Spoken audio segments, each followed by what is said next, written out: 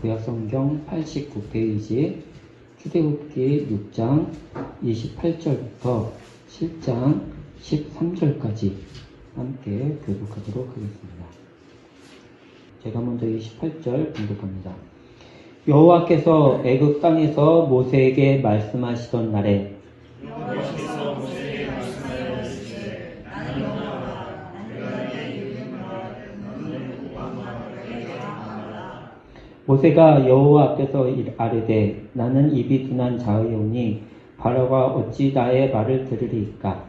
여호와께서 모세에게 이르시되 볼지어다 내가 너를 바로에게 시같이 행하였은즉 내 형 아론은 내 대언자가 되리니 내가 네게 명령한 바를 너는 내 형 아론에게 말하고 그는 바로에게 말하여 그에게 이스라엘 자손을 그 땅에서 내보내게 할지니라.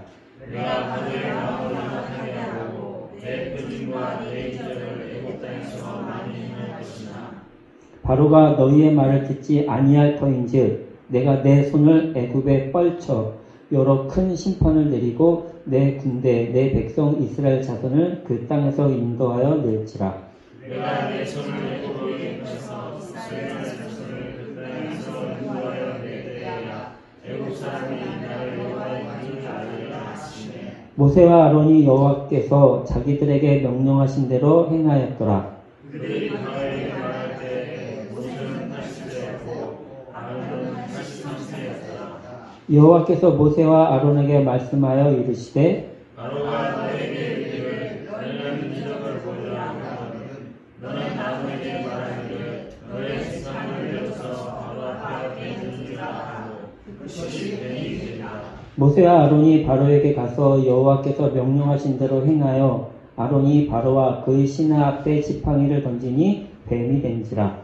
바로도 유인들과 마술사들을 부르매 그 애굽 숫사들도 그들의 이름으로 성과같이 행하되 각 사람이 지팡이를 던짐에 뱀이 되었으나 아론의 지팡이가 그들의 지팡이를 삼키니라. 그러나 바로의 마음이 완악하여 그들의 말을 듣지 아니하니 여호와의 말씀과 같더라. 아멘. 오늘 이 말씀 가지고 하나님의 이적이라는 제목으로 출애굽기 강의 5번째 시간을 갖도록 하겠습니다.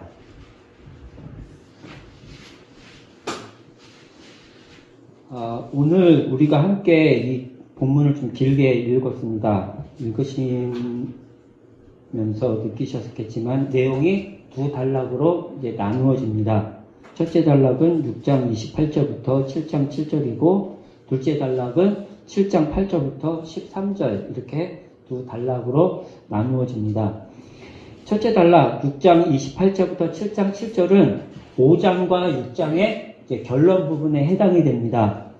이 첫째 단락에서 모세가 하는 얘기가 뭐냐면은 하나님께서 이제 애굽에게 10가지 재앙을 이제 내리시고 이스라엘을 출애굽시키셨는데 이 10가지 재앙이 가지고 있는 신학적 의미에 대해서 설명을 합니다. 신학적 의미에 대해서. 그리고 둘째 단락 7장 8절부터 13절까지는 이제 이 10가지 재앙의 이제 서론 부분에 해당이 되거든요. 이 서론 부분에서 모세가 하는 얘기가 뭐냐면 하나님께서 이스라엘을 출애굽시키실 때 재앙이란 방법을 왜 사용하셨는지에 대해서 설명을 하면서 이적이 가지고 있는 의미를 우리들한테 이제 설명을 해주고 있습니다. 그러면 이제 우리가 첫 번째 단락을 보면서 설교를 본격적으로 시작을 하도록 하겠습니다.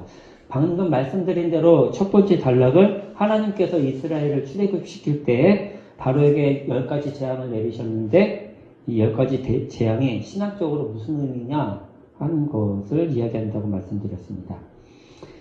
6장 28절, 29절을 제가 보도록 하겠습니다.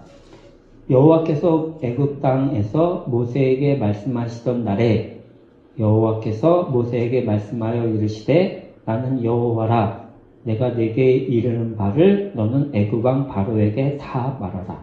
7장 6절 모세와 아론이 여호와께서 자기들에게 명령하신 대로 행하였더라. 이렇게 이야기가 나옵니다. 이 이야기를 통해서 모세가 지금 출애굽기를 읽고 있는 우리들에게 하고 싶은 말이 있습니다. 그게 뭐냐면은 5장 1절부터 시작된 애굽에서 이스라엘을 건지기 위한 하나님의 구원의 때가 지금 임박했다는 거예요. 구원의 때가.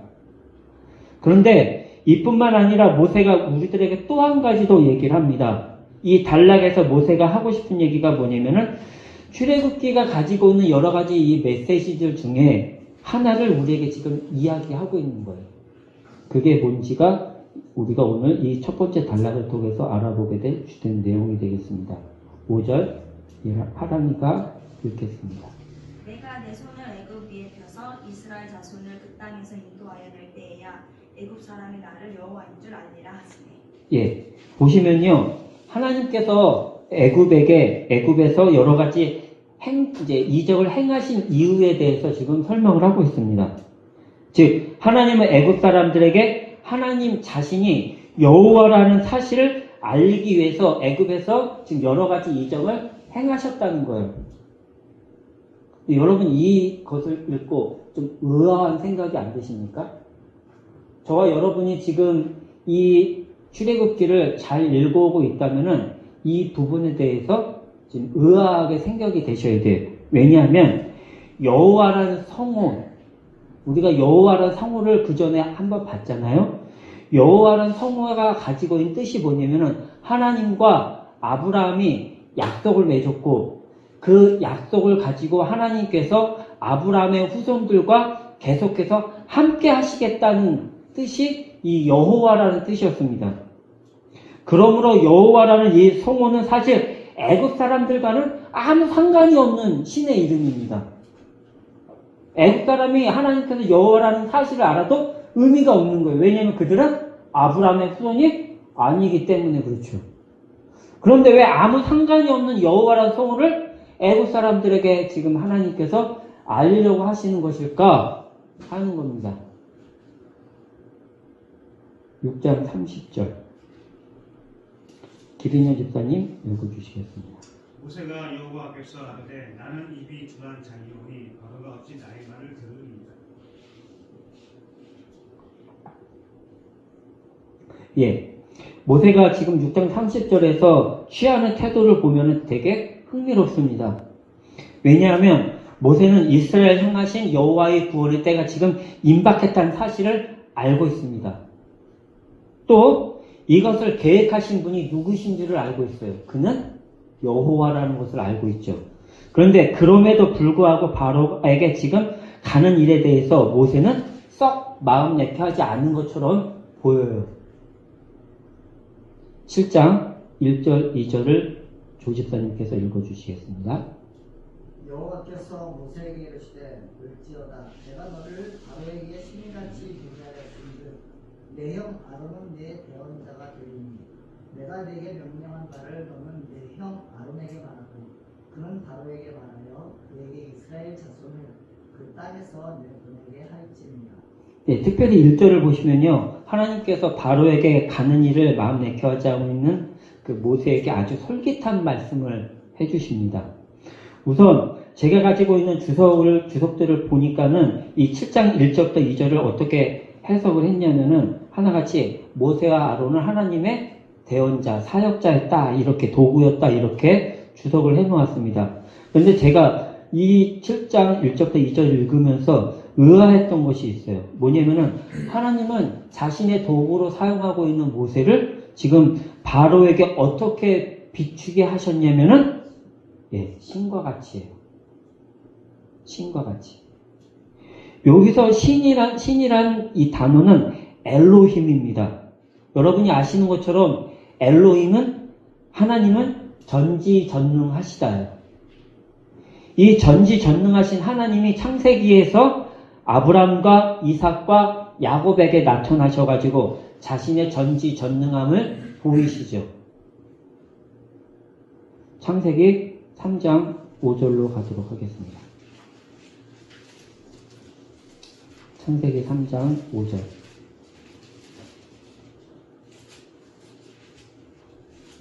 사모님께서 찾으셨으면 읽어주시기 바랍니다. 너희가 그것을 먹는 날에는 너희 눈이 밝아져 하나님과 같이 되어 선악을 알 줄 하나님이 아시느니라. 예, 첫 번째 하나님이 바로 이 엘로힘입니다. 여자가 결정적으로 뱀의 유혹에 넘어간 이유가 뭐라고 여기에 나오냐면 너희 눈이 밝아져 하나님과 같이 되어, 이 말 때문이라고 이렇게 얘기하죠. 여기서 하나님의 엘로힘입니다. 그러니까 여자가 뱀의 이 시험으로부터 그 넘어가게 된 것, 여자가 선악과를 먹게 된 이유가 바로 뭐냐면은 바로 이 말 때문이었다는 것. 그러니까 여자 안에 어떤 욕망, 욕심이 생겼냐면은 그 여자 자신이 하나님, 전지전능한 하나님이 되고 싶었다는 거죠. 그래서 선악과를 먹었다는 얘기입니다. 마찬가지로 아마 모세도 하나님께서 자신에게 말씀하셨을 때 내가 너를 바로에게 신과 같이 되게 하였은지 이 말을 듣고 이 여자와 같은 마음이 들지 않았을까 생각이 들어요. 왜 모세가 바로에게 가고 싶지 않았는데 7장 6절에 보면 갔냐고 얘기를 하냐면 그가 지금 이제부터는 전지전능하신 하나님이 될 거라는 그런 욕망 때문이었다는 거죠.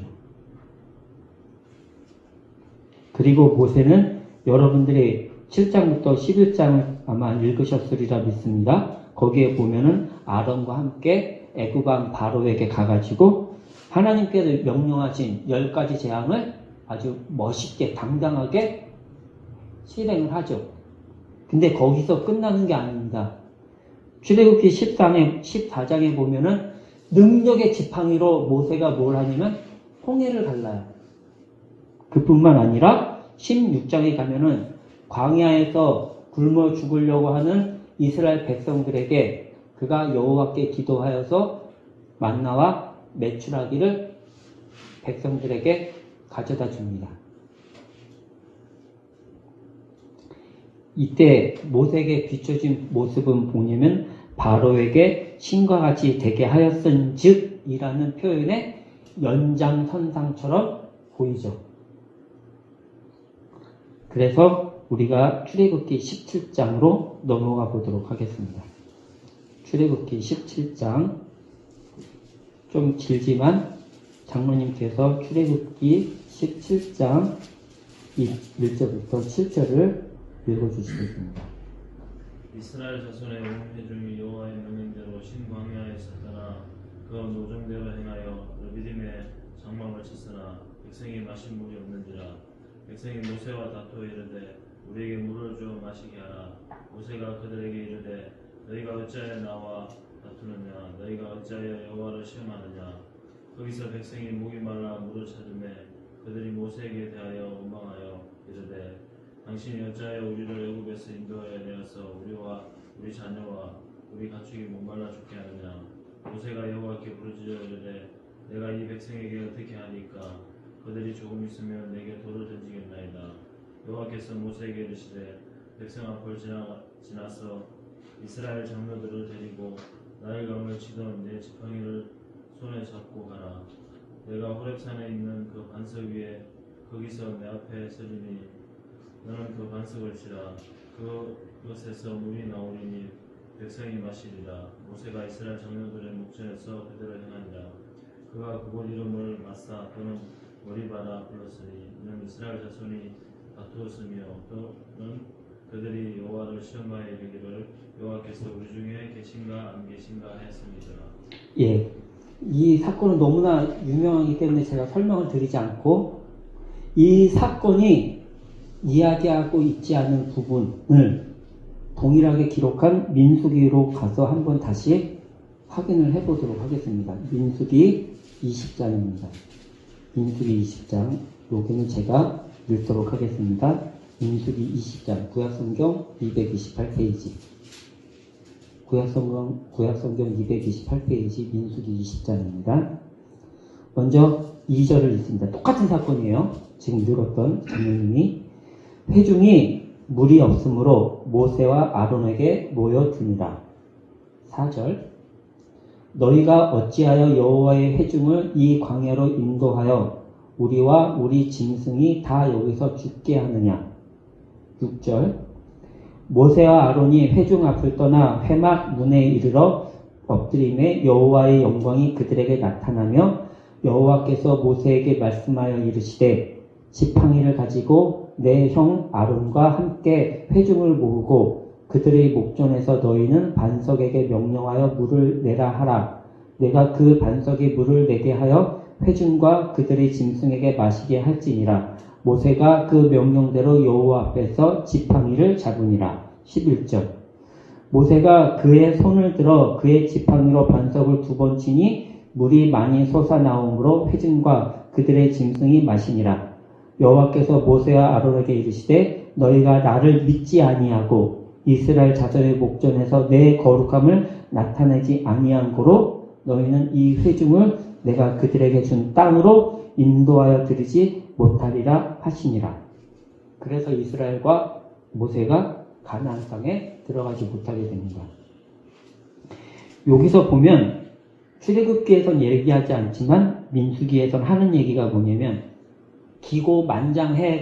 기고만장하고 있는 모세를 하나님께서 길을 꺾으셨다고 얘기를 하시는 거예요.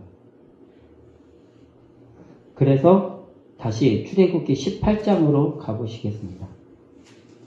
출애굽기 18장 13절부터 27절. 이것도 역시 좀 긴데 너무너무 중요하기 때문에 우리가 다 읽도록 하겠습니다. 출애굽기 18장 13절부터 27절. 하랑이가 천천히 좀 읽어주세요. 출애굽기 18장 13절에서 27절입니다. 이튿날 모세가 백성을 재판하느라고 앉아있고 백성은 아침부터 저녁까지 모세 곁에 서 있는지라.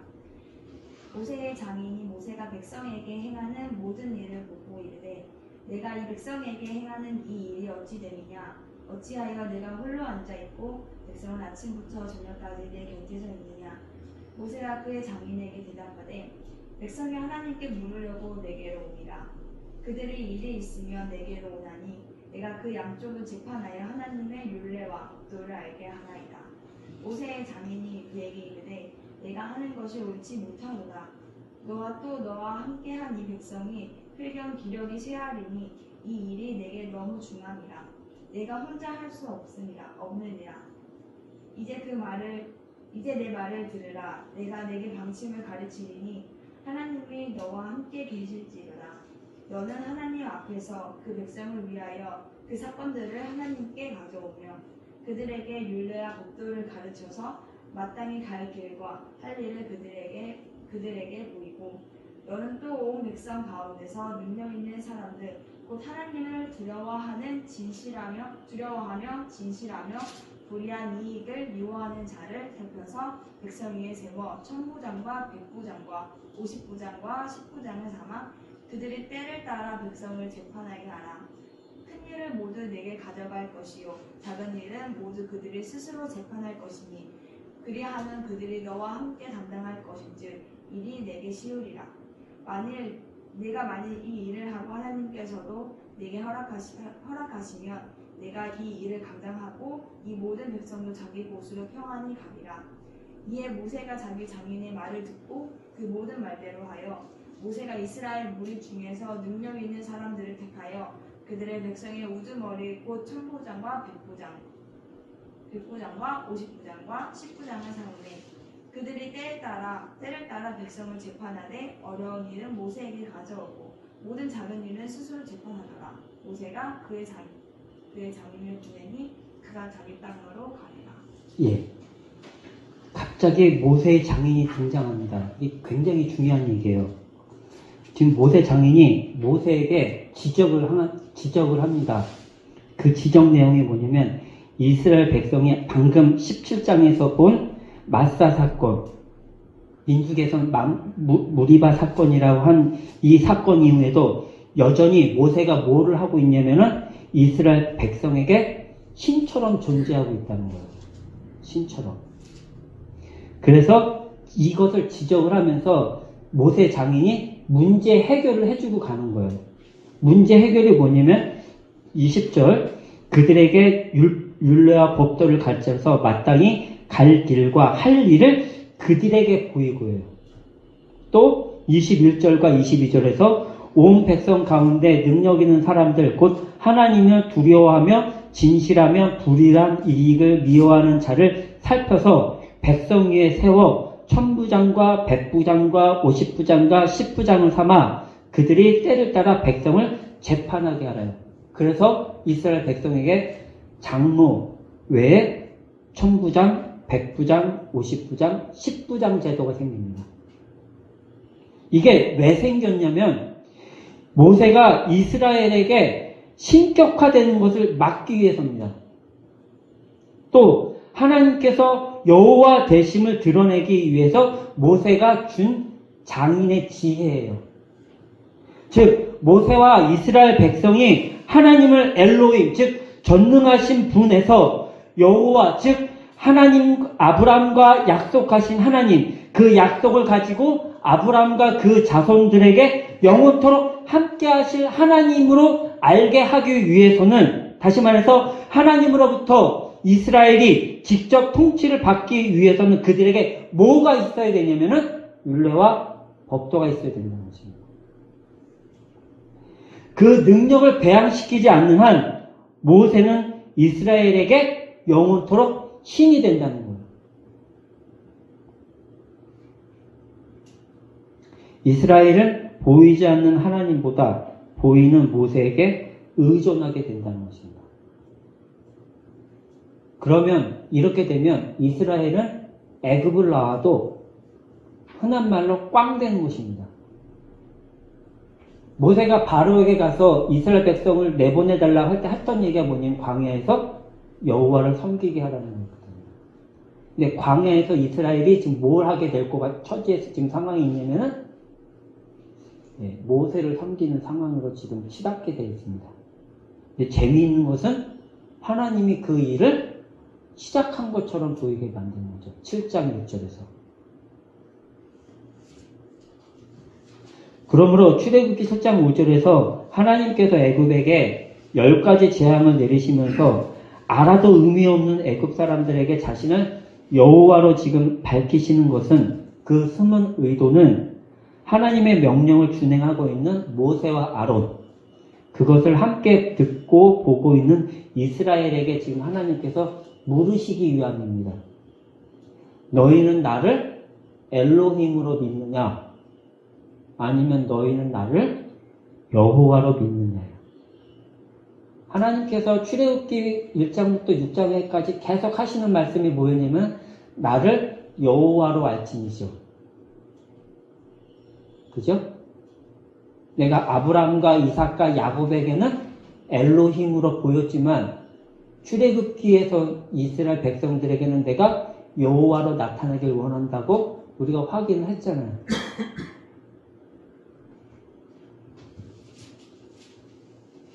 그래서 둘째 단락에 이렇게 이야기가 되는 겁니다. 만일 이스라엘 백성이 하나님을 여호와가 아닌 엘로힘으로 아는 신앙을 가지게 되면 문제가 발생하게 된다는 것입니다. 문제가. 이게 둘째 단락이 우리들에게 해주는 얘기입니다. 우리가 둘째 단락으로 돌아가서 이 단락을 바르게 이해하기 위해서는 이 단락과 비교되고 있는 출애굽기 4장 1절부터 9절을 볼 필요가 있습니다. 출애굽기 4장 1절부터 9절. 역시 여기도 좀 깁니다만 길집사님께서 다 읽어주시겠습니다. 모세가 대답하여 이르되 그러나 그들이 나를 믿지 아니하며 내 말을 듣지 아니하고 이르기를 여호와께서 내게 나타나지 아니하셨다 하리이다. 여호와께서 그에게 이르시되 네 손에 있는 것이 무엇이냐? 그가 이르되 지팡이 니이다. 여호와께서 이르시되 그것을 땅에 던지라 하시되 곧 땅에 던지니 그것이 뱀이 된지라. 모세가 뱀 앞에서 피하며 여호와께서 모세에게 이르시되 내 손을 내밀어 그 꼬리를 잡으라. 그가 손을 내밀어 그것을 잡으니 그의 손에서 지팡이가 된지라. 이는 그들에게 그들의 조상의 하나님 곧 아브라함의 하나님 이삭의 하나님 야곱의 하나님 여호와가 내게 나타난 줄을 믿게 하려 함이라 하시고 여호와께서 또 뱀이 이르시되 내 손을 품에 넣어라 하시매 그가 손을 품에 넣었다가 내어보니 그의 손에 나병이 생겨 눈같이 된지라. 이르시되 내 손을 다시 품에 넣어라 하시매 그가 다시 손을 품에 넣었다가 내어보니 그의 손이 본래 살로 되돌아왔다. 여호와께서 이르시되 만일 그들이 너를 믿지 아니하며 그 처음 표적의 표징을 받지 아니하여도 나중 표적의 표징은 믿으리라. 그들이 이 두 이적을 믿지 아니하며 내 말을 듣지 아니하거든 너는 나일강 물을 조금 더다가 땅에 부으라. 네가 또 나일강 물이 땅에서 피가 되리라. 예, 1절부터 10까지 재앙이 이제 시작이 되는 거죠. 이 4장 1절부터 9절은 여러분들이 7장 이 8절부터 13절과 비교해 보시면은 내용과 구조가 비슷합니다. 근데 두 군데서 차이가 나요. 두 군데서 차이가 나는데 그 첫 번째 차이가 뭐냐면 이적이라는 단어에서 이제 알게 되는데 4장 9절에서도 이적이라는 단어가 나오고 7장 9절에도 이적이라는 단어가 나옵니다. 근데 한글 성경에서는 이 4장 9절에 이적이라는 단어하고 7장 9절에서 이적이라는 이 단어를 지금 똑같이 이적 이렇게 써가지고 모세에게 보이신 이 놀라운 일들을 동일한 단어로 표기해가지고 이 두 사건이 지금 똑같은 사건, 똑같은 의미를 가진 사건 이렇게 지금 이해하게 만들어놨어요. 근데 히브리 성경을 보면요 4장 9절과 7장 9절의 이 이적이라는 단어가 다른 단어로 표기되어 있습니다. 그래서 히브리 성경은 두 사건은 지금 내용은 비슷하지만 다른 의미를 가지고 있는 사건 지금 이렇게 얘기를 하고 있어요. 4장 9절의 이 이적은 오트라는 단어입니다. 오트밀할 때 오트. 그리고 7장 9절의 이 단어는 모페트라고 되어 있어요. 모페트. 그러니까 4장 9절은 오트, 7장 9절은 모페트라는 단어가 되어 있어가지고 뜻도 달라요. 이 4장 9절의 오트라는 단어는 이제 영어로 하면은 a sign입니다. sign 아시죠? 그리고 7장 9절의 이 모페트라는 이적은 sign이 아니라 miracle 이렇게 되어 있습니다. miracle 또는 wonders 이렇게 되어 있어요. miracle이나 wonders. 그래서 4장 9절의 이 오트는 이 이적은 뜻이 뭐냐면은 어떤 내용이나 뜻을 미리 징조나 신호를 통해서 나타내는 겁니다. 어떤 내용이나 뜻을 미리 신호나 징조를 통해서 나타내는 것이 오트예요. 이에 반해서 7장 9절의 이 모페트라는 이적은 내용이나 뜻보다는 외형으로 드러나는 현상에 초점을 맞추고 있는 것을 말합니다. 그래서 좀 4장 1절부터 9절에서 여러분들이 보시면 아시겠지만은 하나님께서 모세에게 이적을 행하신 이유에 대해서 말씀을 하십니다. 하나님께서 모세에게 왜 이적을 행하라고 하셨냐면은 5절이 이렇게 나오죠. 5절에 이는 그들에게 그들의 조상의 하나님 곧 아브라함의 하나님, 이삭의 하나님, 야곱의 하나님 여호와가 내게 나타난 줄을 믿게 하려 함이라. 그러니까 하나님께서 왜 모세에게 이적을 행하시게 하셨냐 하면 하나님이 이스라엘에게 임하셨다는 것을 바로에게 보여주기 위해서라는 거죠. 이스라엘 가운데 임한 하나님이 애굽에서 그들을 건져내기 위해서 지금 일을 행하실 것이라는 것을 알리기 위해서 모세에게 이적을 행하도록 허락하셨다는 것입니다. 그래서 모세가 이적을 행할 수 있게 됐다는 거예요. 그런데 7장 8절에서 13절에서 내용은 뭐냐면은 하나님께서 이 이적을 통해서 어떤 일을 행하실 것이라는 그 일 자체를 보여주기 위해서입니다. 이해가 잘 안 되시면 이따 오후에 꼭 질문을 하시기 바랍니다. 느낌이 확 왔어요, 지금. 이해를 잘 못하신다는 느낌이 와버렸습니다. 7장 10절부터 12절을 한번 보시겠습니까?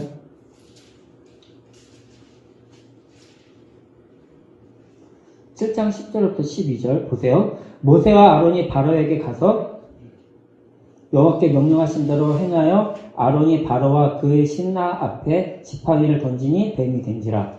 바로도 현인들과 마술사들을 부르매 그 애굽 요술사들도 그들의 요술로 그와 같이 행하되 각 사람이 지팡이를 던짐에 뱀이 되었으나 아론의 지팡이가 그들의 지팡이를 삼키니라.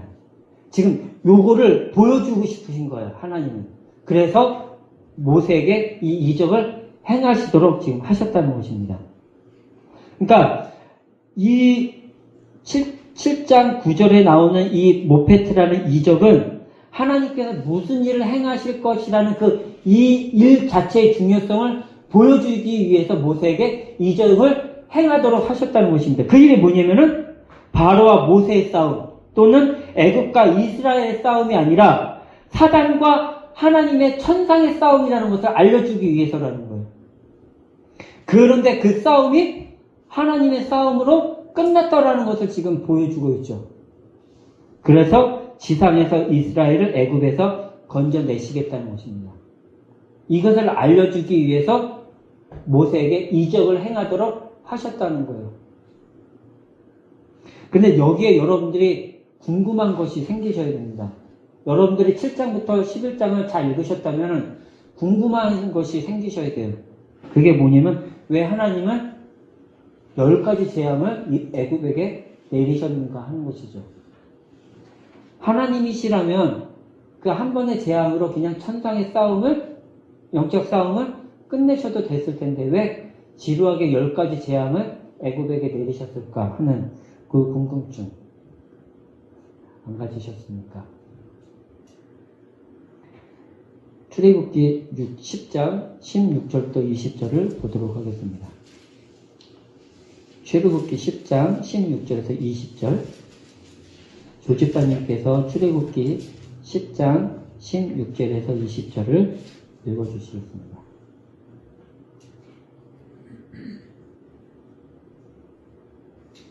바로가 모세와 아론을 급히 불러 이르되 내가 너희의 하나님 여호와와 너희에게 죄를 지었으니 바라건대 이번만 나의 죄를 용서하고 너희의 하나님 여호와께 구하여 이 죽음 많은 내게서 떠나게 하라. 그가 바로에게서 나가서 여호와께 구하매 여호와께서 돌이켜 강렬한 소풍을 불게 하사 메뚜기를 홍해에 몰아넣으시니 애굽 온 땅에 메뚜기가 하나도 남지 아니하니라.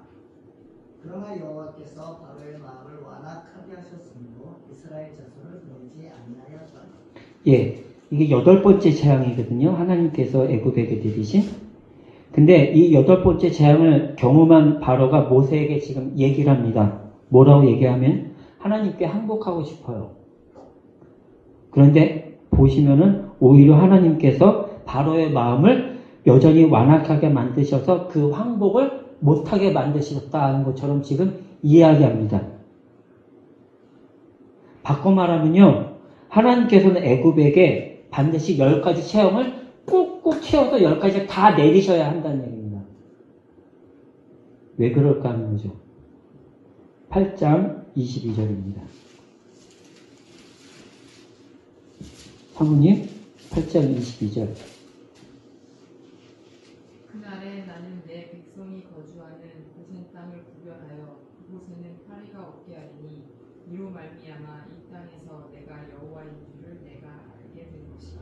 예, 하나님께서 4번째 재앙을 내리시면서 하시는 일이 있으십니다. 4번째 재앙부터. 그게 뭐냐면은 애굽과 이스라엘을 구분시키시는 거예요. 애굽과 이스라엘을 구분시켜서 애굽에게만 이 재앙이 해당되도록 만드시고 이스라엘 백성에게는 해당 사항 없도록 이스라엘을 보호하신다고 이렇게 4번째 재앙부터 말씀을 하시는 것입니다. 그러면서 하시는 말씀이 뭐냐면 이제 이 재앙들로부터 하나님이 이스라엘 백성에게 자신이 여호와이심을 알게 하신다 하십니다. 그래서 기록되어 있진 않지만은 모세의 명령에 따라 이스라엘은 하나님의 말씀에 순종하죠. 그래서 4번째 재앙부터는 보호함을 받습니다. 이스라엘 순종을 통해서 하나님을 경험하게 되는 거예요. 무슨 경험을 하게 되는 거냐면 하나님은 여호와시구나를 경험하게 되는 거죠. 모페트라는 하나님을 이제 오트라는 것을 통해서 하나님이 누구신가를 알게 되는 거예요. 9장 20절부터 21절 장모님께서 9장 20절, 21절을 읽어주시겠습니다. 바로의 신하 중에 여호와의 말씀을 두려워하는 자들은 그 종들과 가축을 집으로 피하여 들었으나 여호와의 말씀을 마음에 두지 아니하는 사람은 그의 종들과 가축을 들에 그대로 두었더라.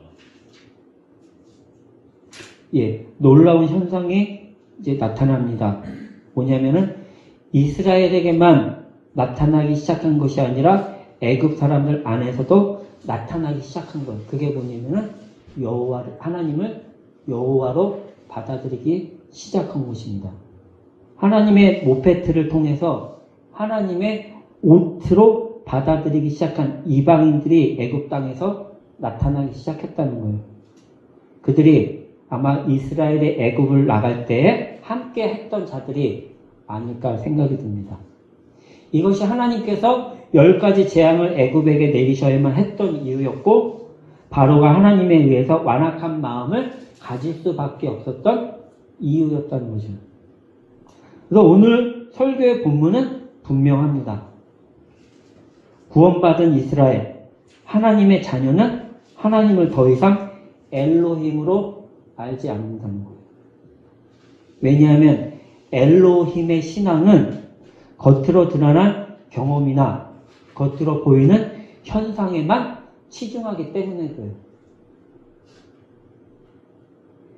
엘로힘 신앙 안에는 창세기 3장 5절에서 보여주었던 하와의 그 신앙의 치부가 감추어져 있습니다. 출애굽기 1장에 보여주었던 모세의 잘못된 신앙이 그 안에 보여져요.